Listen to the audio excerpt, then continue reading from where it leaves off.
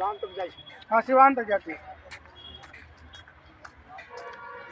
सिवान मुगल सराय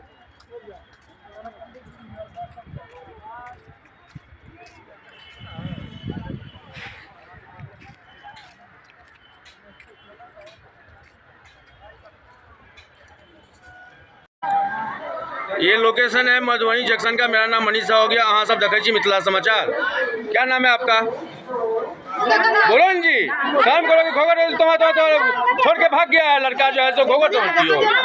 बोलो बोलो चलो डाल दो डाल डाल दो डाल डाल दो डाल दो डाल दो। हाँ बोलो नाम बोलो। क्या? पिंकी कुमारी। तो पिंकी कुमारी। इधर क्या नाम है आपका? पिंकी कुमारी। पिंकी कुमारी। कहाँ से लेके आया आपको ये बताइए पहले आप। घर से। घर से? कहाँ घर हुआ आपका? बिहार। बिहार तो मैं कहाँ सब पूछ रहे हैं। हरने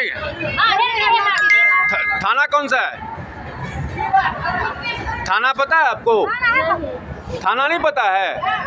आइला मतलब कब शादी किया है तुमसे? जोर से बोलो ना जी। शादी कब किया है? 1 साल हो गया। 1 साल हो गया। तो 1 साल से तुमको समय अभी तक पता नहीं है उसका घर कहाँ है? कहाँ जाएगी? एक सेकंड रुको एक सेकंड बता दो। आपका घर कहाँ है? ठीक है जाइए जाइए जाइए जाओ जाओ जाओ।